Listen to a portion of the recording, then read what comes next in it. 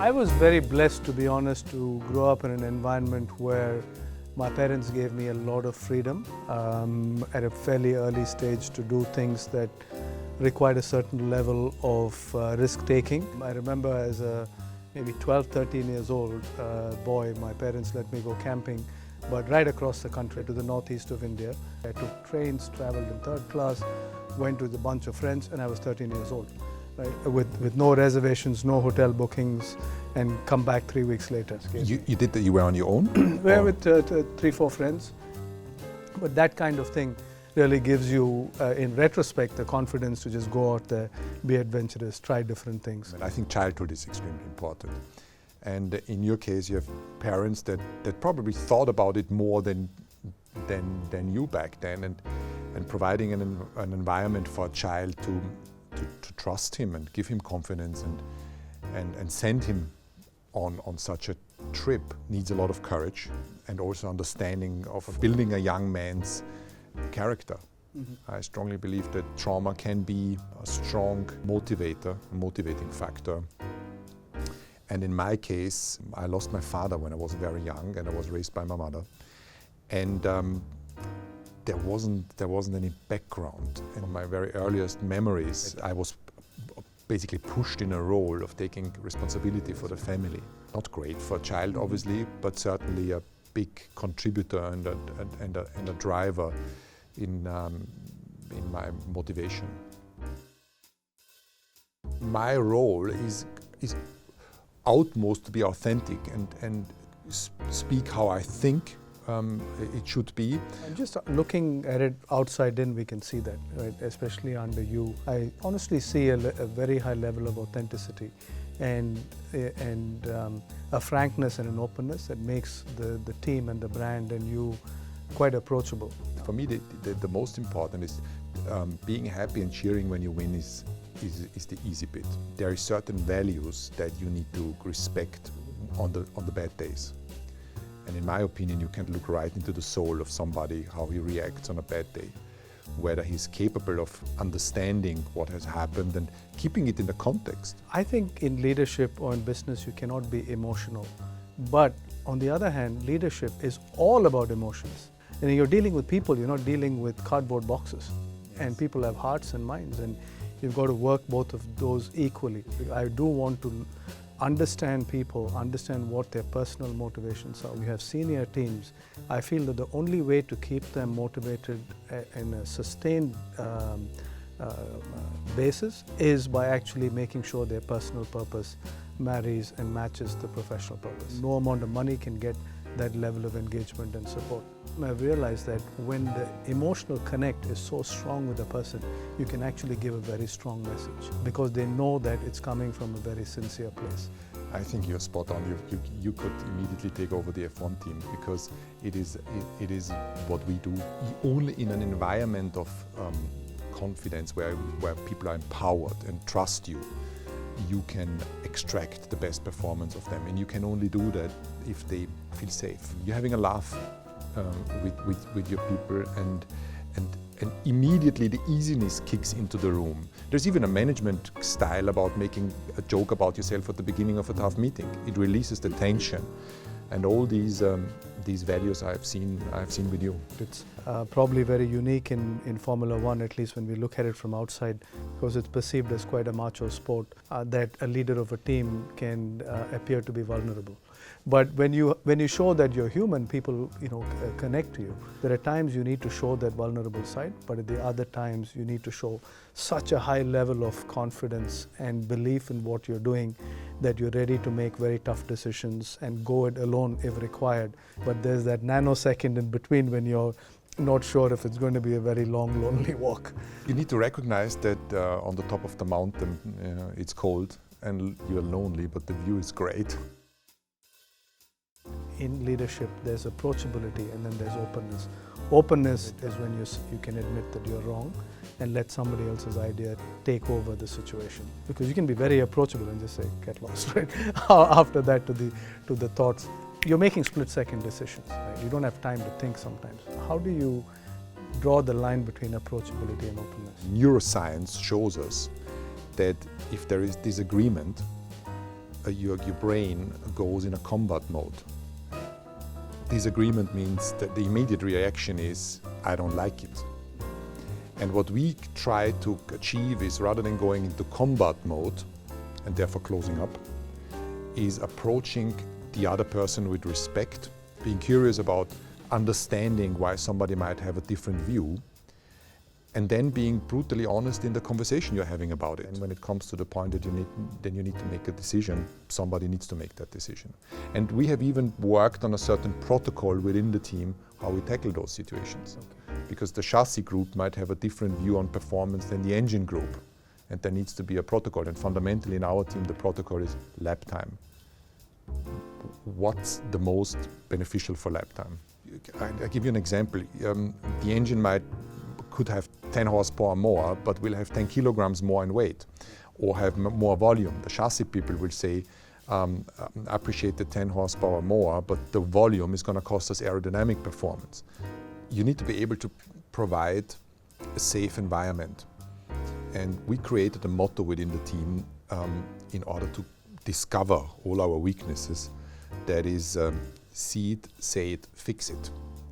We encourage juniors to report upwards and report about problems or areas we can improve. And on the racing side is, you need to achieve a safe environment where people dare to point at their own shortcomings and mistakes.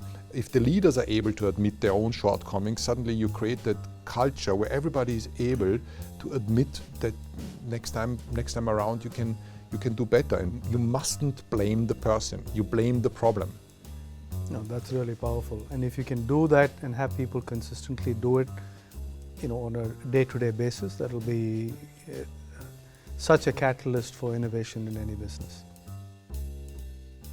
Going into a new season, what is the mindset of the team? I'm sure you want to win.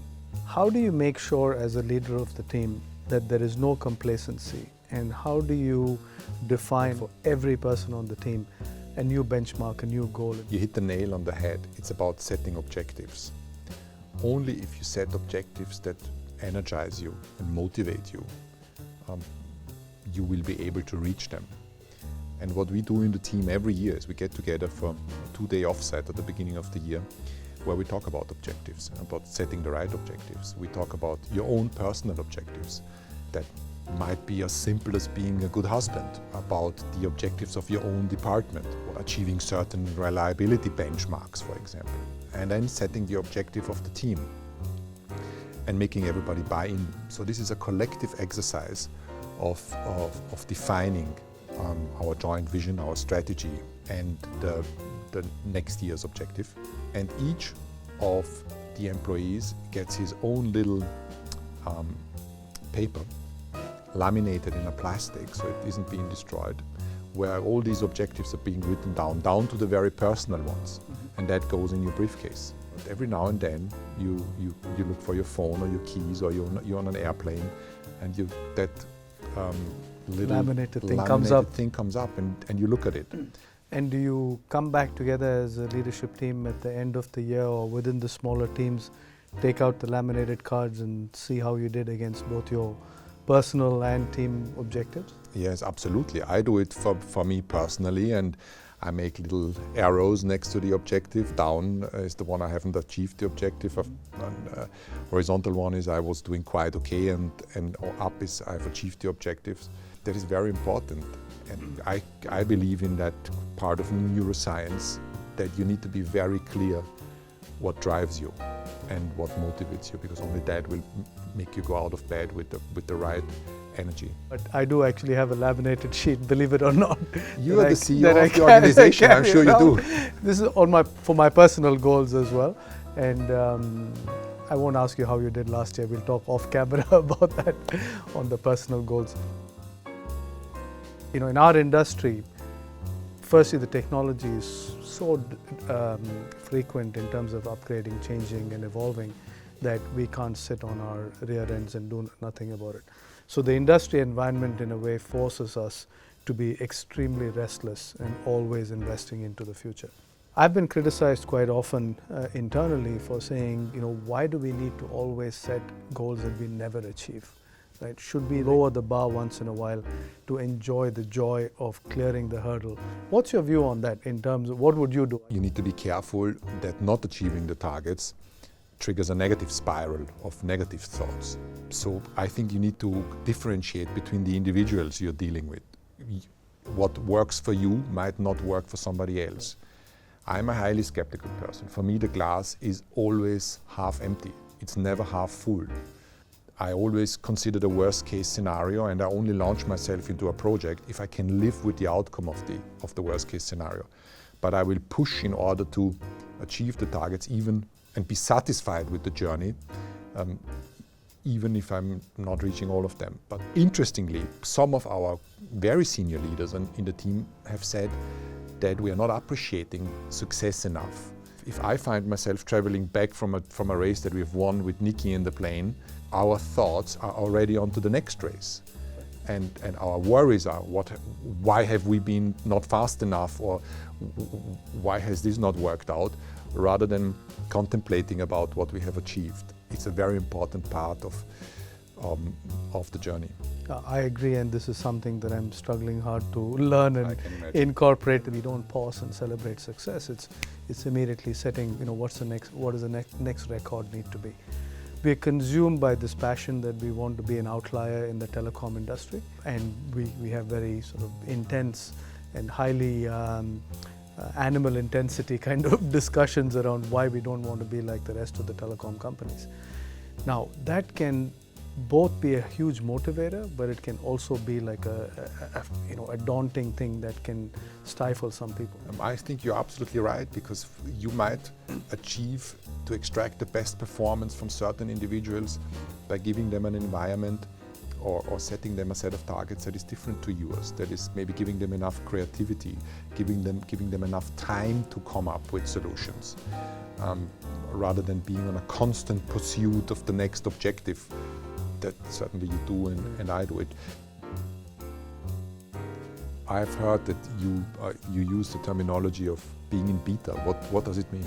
So beta means that the work product is not really finished, and you're still seeking that perfection or seeking that extra edge in order to remain relevant to your customers, most importantly, to fulfill every need and to keep looking for, is there a latent need or an unmet need that you can fulfill. It's not about making people or ourselves feel bad about what's being produced, but to say that it can be better, right? And therefore to be in that mode, that stay in beta, so that you don't get complacent. So how do you achieve that in your private environment, within your family? I think there's things you can do in your personal life that inspire people around you, which is to keep looking for new things to do, looking for new areas to improve, and that can be, in my case, I often pick up new sports or new hobbies, and then I go flat out to see if I can, defy the odds of age, in my case, to do well in something. How do you attract brilliance and make them feel that they can continue to shine, because they have egos and they really want to shine on their own, but at the same time fit within a team environment and leverage the team and get them to realize that they need a platform to shine on? And what do you do when you have brilliant people that are not collaborative? The structured, process-oriented people recognize that they need the other individual to win, and vice versa, the respect from the creative person towards the structured one. And I think the mistake that we make in recruiting very often is that we are trying to seek and employ people that are like us. What you need to achieve is to find people that are different to yourself, that will be complementary, that will cover your weaknesses. Very often, the very best people are complex. They will ask the difficult questions. They will sometimes not integrate well in a group. It's our task to make them function, to make them integrate in the group, to make them respect the other person, to approach them with curiosity. And once you achieve that, this is when you create a team of people that work well together. At what point do you say your brilliance is good, but you are not helping the team? If you have somebody truly brilliant, an exceptional person in their job, I tend to give it all in order to keep the brilliance, but equally make the person function in an environment. create a culture where an argument is possible. And only once all the effort hasn't brought the result, only then I would decide that with all the brilliance I can't keep the person in the group because there is too much relationships that are being damaged. But how do you do that? Because your environment is very different to ours. I err on the side of allowing the brilliant people or the highly capable or the eccentric people to stay on for as long as they don't get into a mode of being destructive. And sometimes it can become all about themselves, and then while that individual area may do really well, collectively we collapse as a team. At times you have to make a tough call, and this becomes actually quite a lonely leadership decision when you do it, because you're never sure what's going to happen when that brilliance leaves. The one thing that I've learned with time is that organizations are extremely resilient, and there is capability that lies all over the place, and people can step up and do things that they were never given a chance to do before. I agree with you, and we found that out also. But generally, I think if you put in enough layers to catch them, enough feedback loops, if somebody's still not able to adapt and recognize, then it becomes pretty obvious that he's not sustainable in the organization and becomes an easy decision. I have this theory of early peakers. My personal experience is that many of the very successful kids I have met when I was a kid, be it in school or be it in sports, didn't achieve extraordinary careers afterwards. Often the support network you need in order to achieve these results is parents that are very pushy. I think long term, if you want to be successful, and the ambition needs to come from within you. It cannot come from somebody else that pushes you into things. You see teenagers that are somehow exhausted by the ambition that is projected into them by their parents. The overcompensation of the lack of success from the parents into the kids, and I don't think this is the right way. It should be support. The ambition needs to come from within the kids. Toto, they say you should never change a winning team.